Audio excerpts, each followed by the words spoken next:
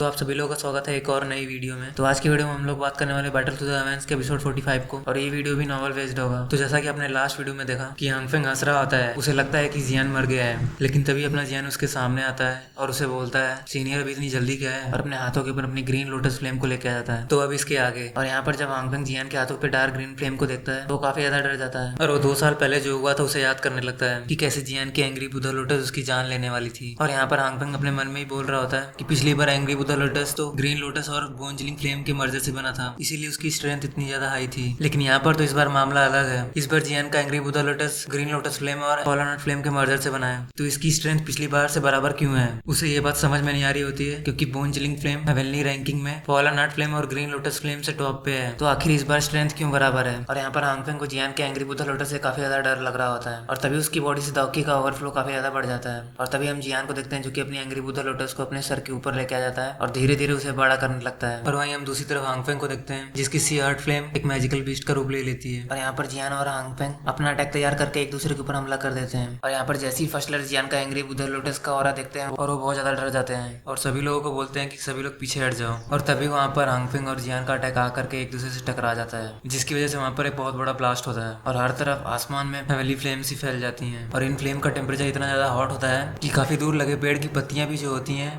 वो सूखने लगती हैं, और वहाँ पर जो हवा होती है वो इतनी ज्यादा गर्म हो जाती है जिसकी वजह से लोग ढंग से देख नहीं पा रहे होते हैं। और तभी यहाँ पर हम फर्स्ट टेलर को देखते हैं जो कि बोल रहे होते हैं अच्छा हुआ हम लोग पहले निकल गए, नहीं तो इस अटैक से वो भी नहीं बच पाते हैं। और उस धमाके की तरफ देखते हुए जियान को बोलते हैं ये लड़का दिन पे दिन काफी ताकतवर होते जा रहा है और मुझे लगता है कि उसकी स्ट्रेंथ से हांगफेंग उसे जीत नहीं पाएगा। और तभी यहाँ पर gold silver brother first tailor से बोलते हैं तुम लोग सपने देखते रहो, हांगफेंग एक बच्चे से नहीं हार सकता। और यहाँ पर जियान का भाई सावली प्रे कर रहा होता है कि उसका भाई किसी भी तरह उस फायर स्टॉर्म फ्लेम के अंदर से निकल जाए। और तभी कुछ ही देर बाद उस फ्लेम के अंदर से सभी लोगों को एक बॉडी दिखाई देती है जो कि रॉकेट की तरह नीचे गिर रही होती है। और यहाँ पर जैसे ही गोल्ड सिल्वर ब्रदर हांगफेंग की बॉडी को देखते हैं वो सभी लोग को बोलते हैं ये तो हांगफेंग की बॉडी है। और ये सुनने के बाद पूरे ब्लैक लायंस के लोग काफी ज्यादा खुश हो जाते हैं। और यहाँ पर उन सभी लोग को लगता है कि जियान उस फ्लेम से बच नहीं पाया होगा, और जो कि यहाँ पर हांगफेंग ही सिर्फ उस फ्लेम से बाहर निकल पाया, तो इसका मतलब जियान मर चुका है। इसीलिए सारे लोग काफी खुश हो जाते हैं। और वहीं दूसरी तरफ सावली को काफी तेज गुस्सा आता है ये सुनने के बाद, और उसकी आंखें काफी ज्यादा लाल हो जाती हैं और वो बोलता है चाहे कुछ भी हो जाए आज उसकी जान भी चली जाएगी तभी वो हांगफेंग की जान लेकर ही रहेगा। तभी फर्स्ट टेलर सभी लोग को बोलते हैं कि सभी लोग शांत हो जाओ, और यहाँ पर अपने फर्स्ट टेलर सीआईडी ऑफिसर बन जाते हैं। और वो सावली को बोलते हैं कि सावली यहाँ पर कुछ तो गड़बड़ है, जिसके बाद वो आसमान की तरफ देखने लगते हैं जहाँ से हांगफेंग नीचे गिर रहा होता है, और फिर सभी लोग आसमान की तरफ देखने लगते हैं। और यहाँ पर जैसे ही धीरे धीरे आसमान साफ होने लगता है वहाँ पर सभी लोग को एक ग्रीन विंग्स दिखाई देता है, और तभी पीछे से किसी की आवाज आती है कि ये तो जियान है, अभी नहीं मरा। और यहाँ पर जब सावली ये सुनता है तो इतना ज्यादा खुश होता है कि उसका भाई कोई ठिकाना ही नहीं होता खुशी का। और यहाँ पर जब ब्लैक लाइन्स के लोग जियान को देखते हैं तो सबकी हंसी रुक जाती है और सब डरने लगते हैं, उनको यकीन नहीं हो रहा होता है कि जियान बच गया। और फिर जब यहाँ पर जियान हांगफेंग को देखता है कि उसकी इंटरनल दाओकी ब्लॉक हो चुकी होती है फ्लेम की वजह से, तो तेजी से उसकी तरफ बढ़ने लगता है और अपने हाथों के ऊपर अपनी डार्क ग्रीन फ्लेम को लेके जाता है। और वो फिर हांगफेंग को बोलता है जिसने अपने ही टीचर को धोखा दे दिया उसे इस दुनिया में जीने का कोई हक नहीं बनता। और यहाँ पर जियान सीधे जाकर के हांगफेंग के चेस्ट पे अपना एक पंच दे मारता है, और जियान का ये पंच इतना ज्यादा पावरफुल होता है कि जैसे ही जियान का पंच हांगफेंग को लगता है हांगफेंग सीधा जाके जमीन पे गिरता है और वहाँ पर एक काफी बड़ा होल हो जाता है। और यहाँ पर जियान ने हांगफेंग इतना जोर से पंच मारा होता है कि वो खून की उल्टियां करने लगता है नीचे गिरने के बाद। और यहाँ पर जियान की भी हालत काफी ज्यादा खराब हो चुकी होती है।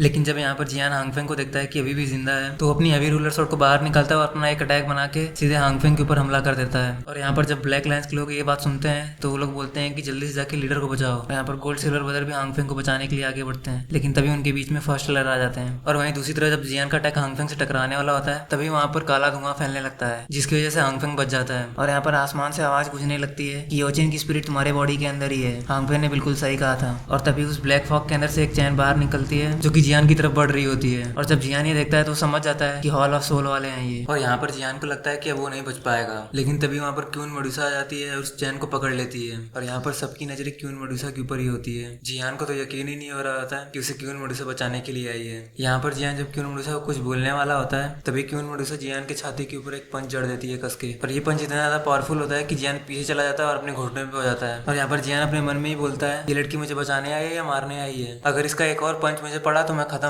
और यहाँ पर जब जियान हांगफेंग को देखता है कि अभी भी वो जिंदा है तो वो अपनी हैवी रूलर शॉट को उठाने की कोशिश कर रहा होता है, लेकिन उस पंच की वजह से उसकी हालत काफी ज्यादा खराब हो चुकी होती है। और तभी यहाँ पर क्यून मेडुसा देखती है हांगफेंग को उसके काफी पास, तो उसे काफी तेज गुस्सा आता है और वो हांगफेंग को भी एक किक काफी तेज से जड़ देती है। और ये किक इतना ज्यादा पावरफुल होता है कि जैसे ही हांगफेंग को ये किक पड़ता है उसकी वहीं पर ही डेथ हो जाती है। और फिर तभी यहाँ पर सोल का जो गार्ड होता है वो क्यून मेडुसा की तरफ अपनी डार्क एनर्जी को फेंक देता है, और यहाँ पर क्यून मेडुसा भी अपने कलरफुल एनर्जी एनर्जी से अटैक कर देती है। यहाँ पर जैसे ही क्वीन मेडुसा की एनर्जी और वो डार्क एनर्जी कोलाइड करती है, वहाँ पर एक काफी बड़ा धमाका होता है, जिसके बाद जो सोल हॉल का गार्ड होता है वो क्वीन मेडुसा को बोलता है कौन हो तुम, और तुम सोल हॉल के काम के बीच में टांग क्यों उड़ा रही हो। तो यहाँ पर क्वीन मेडुसा काफी गुस्से से उसको देखने लगती है और उसे बोलती है कि इसकी लाइफ कोई नहीं ले सकता उसके अलावा, और अगर तुम्हें उसकी बॉडी चाहिए तो एक दिन जब मैं इसे मार दूंगी तो तुम आके इसकी बॉडी ले सकते हो। और ये सुनने के बाद वो गार्ड काफी जोर जोर से हंसने लगता है और तभी वो हांगफेंग की सोल को बाहर निकालने लगता है और वो जियान को बोलता है जल्दी सोल हॉल वाले आएंगे योचन की स्पिरिट को लेने के लिए, तब तुम्हें ये लड़की भी नहीं बचा पाएगी, तब तक के लिए तुम दोनों अपना टाइम एंजॉय करो। और वो हंसते हुए वहां से चला जाता है, जिसके बाद जियान भागते हुए हांगफेंग की तरफ जाता है और उसके हाथों को चेक करने लगता है। और यहाँ पर जियान को पता चलता है कि वो हांगफेंग की सोल को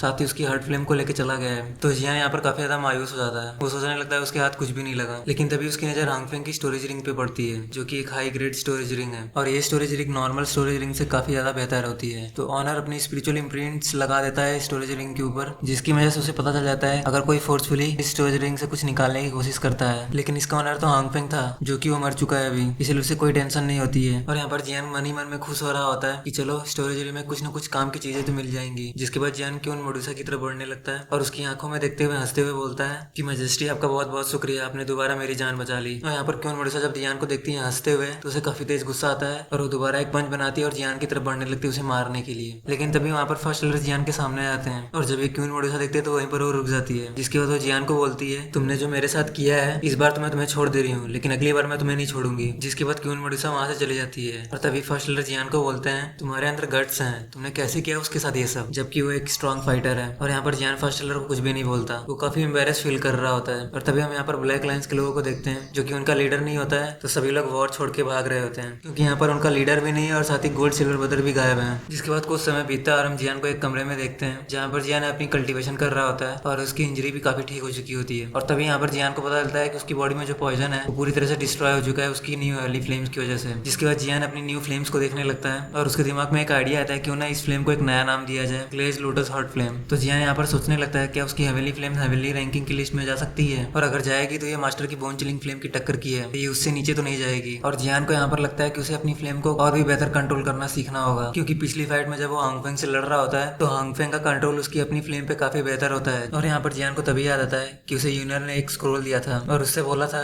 कि जब तुम दावों क्लास पे पहुंच जाओ तभी उसे ओपन करना। जिसकी वजह जियान उस स्क्रोल के अंदर अपनी दावकी को डालने लगता है और तभी उस स्क्रोल के अंदर से गोल्डन वर्ड्स बाहर आने लगते हैं और वो सारे वर्ड्स घूमते हुए जियान के माइंड में चले जाते हैं। और यहाँ पर जियान को पता चलता है इस सील को उस पर्सन ने बनाया है जो गॉड की पोजीशन में पहुंच चुका था एंशिएंट टाइम में। इस सील के टोटल 5 पार्ट है और इसे सीखने के बाद वो गॉड लेवल अपोनेंट से लड़ सकता है। और तभी यहाँ पर जियान को एक और मैसेज मिलता है जहाँ पर यूनियर आती है, ये बेसिकली यूनियर का एक प्रोजेक्शन होता है। यहाँ पर जियान को बताती है कि बाकी जो 3 सील है उसने भी अभी नहीं सीखा, इसीलिए वो सिर्फ 2 ही सील जियान को दे रही है और इसका इस्तेमाल वो सिर्फ एक्सट्रीम सिचुएशन में ही करे, नहीं तो अगर उनके क्लैन वालों को पता चल गया तो उससे वो सील लेने के लिए आ जाएंगे। जिसके बाद यूनियर जियान को बोलती है कि उसे बहुत मिस कर रही है तो तुम अपना ध्यान रखना। जिसके बाद जियान अपनी आंखें खोलता है और बोलता है यूनियर मैं तुम्हें लेने आऊंगा जरूर। जिसके बाद हम जियान और सॉली को देखते हैं जो कि प्लान बना रहे होते हैं और यहाँ पर ये सॉली का ही प्लान होता है कि वो मिस्टिक क्लाउड सेक्टर वालों के अगेंस्ट ऐसे ब्लैक लाइन्स के लोगों के साथ मिलकर के लड़ सकते हैं। तो जियान भी उसकी बात ये मान लेता है और फिर फर्स्ट एलर के पास चला जाता है उनसे पूछने के लिए। और यहाँ पर फर्स्ट एलर जब जियान की बात सुनते हैं तो उसकी बात मान जाते हैं। तो आज के लिए बस इतना ही। नेक्स्ट वीडियो में हम लोग देखेंगे कैसे जियान क्यून मेडुसा को मनाता है कि वो उसकी 1 साल तक और उसकी मदद करे, जिसके बाद जियान उसे खुद सोल रिकवरी पील बना करके देगा।